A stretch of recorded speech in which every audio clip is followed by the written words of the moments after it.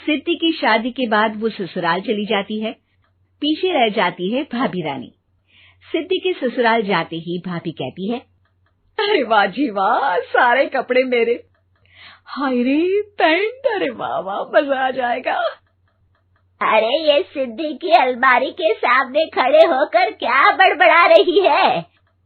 जाकर देख मेहमानों को विदाई की मिठाई मिली कि नहीं। अब हाँ माँ जी, क्यों नहीं, लेकिन पहले कपड़े तो बदल लूं। अब रानी आ जाती है सिद्धि के उन कपड़ों में जो वो ससुराल जाने से पहले घर छोड़ जाती है। अरे रानी, कुछ दिन रुक जाती। अरे ये तो सिद्धि बिटिया को मैंने ही दिया था, बड़ा ही फबता था उस पर, तुझ पर तो कुछ खास नहीं लग रहा। अब वो ना मेरे सारे कपड़े गीले थे तो सोचा पहन लूं। वैसे भी सिद्धि को कौन सा भी पुराने आउटडेटेड कपड़ों को पहनना है। वैसे भी ये सूट तो मैंने तभी पहना था, वैसे खास है भी नहीं ये। हाँ ठीक है, लेकिन ना मेरी सिद्धि पर तो जमता था। सारे मेहमान चले जाते हैं और सिद्धि ससुराल से मायके पहली बार आती है। अपना घर, अपना कमरा, अपनी अलमारी। ये बोलकर जैसे ही सिद्धि अलमारी खोलती है तो सामने उसके कपड़ों की जगह कुछ और ही रखा होता है।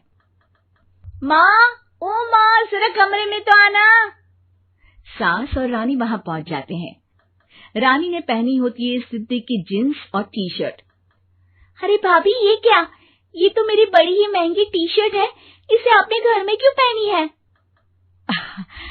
अरे बहुत मिलती है दीदी ये चौक की मार्केट में, 150 में। ओ भाभी प्लीज, ये एरोपोस्टल है, 2000 की एक टी शर्ट। ओहो, 2000 में तो दीदी 4 साड़ी आ जाए। अब क्या बोलूं? भाभी, ये मेरी अलमारी में छोटू के कपड़े, तो मेरे कपड़े कहाँ हैं? मेरी अलमारी में? अब दीदी आपको कौन से पुराने कपड़े पहनने थे? माना भाभी, लेकिन मैं जब घर आती तो यही सब पहनती ना। अरे तुम तो बड़ी कंजूस हो दीदी। खैर, वक्त आता है जब सिद्धि ससुराल के लिए रवाना हो रही होती है।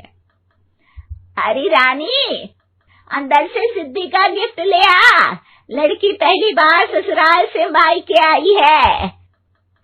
रानी अंदर जाती है और एक सिंपल सी साड़ी लेकर बाहर आ जाती है। ये लीजिए माँ जी। सास बेटी को गिफ्ट देकर ससुराल भेजती है। अगले दिन रानी एक सुंदर सी साड़ी पहनकर सामने आती है।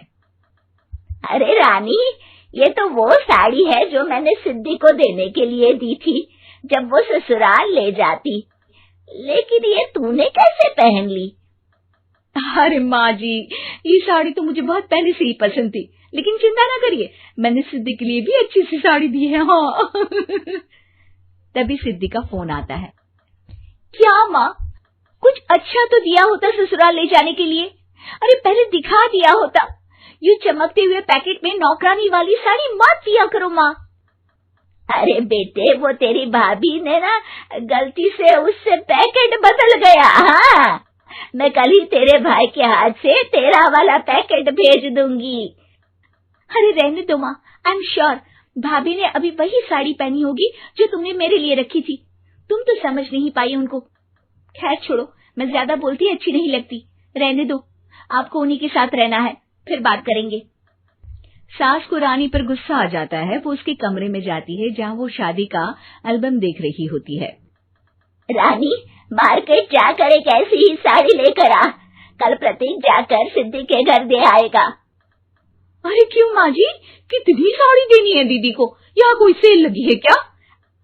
अरे चुप कर, मेरे बेटी के हिस्से की साड़ी खुद पहन ली, अब ज्यादा ज्ञान बांट रही है। एक दिन सिद्धि का फोन आता है। माँ, मेरी सास ने आप सबको खाने पर बुलाया है। सारे लोग सिद्धि के ससुराल पहुँचते हैं। खाना खाकर वो लोग निकल रहे होते हैं कि सिद्धि की सास सभी को गिफ्ट देती है। अरे बहन जी, बेटी के घर का खाना खा लिया, यही बहुत है जो आप ऊपर से गिफ्ट भी दे रही है। अरे बहन जी, आप भी कहाँ इन बातों पर विश्वास कर रही हैं। सास सभी को गिफ्ट देती है, लेकिन रानी को जो साड़ी देती है वो अजीब सी हरे रंग की लाल रंग के बड़ी छाप वाली होती है। अरे छी, ये कौन पहनेगा? सासू माँ को तो जरी वाली इतनी सुंदर, और मेरे लिए ये नौकरानी वाली। अरे भाभी, दरअसल मैं जब भी घर आती थी आप वापसी में ऐसी ही साड़ी देती थी ना, तो माँ ने सोचा कि आपको आपकी पसंद की ही साड़ी क्यों ना दी जाए। बेचारी रानी, बोलती भी तो क्या। सिद्धि और सास रानी का चेहरा देखकर हंसने लगती है, तो रानी समझ जाती है कि अपने ही बिछाए जाल में वो फंस चुकी है।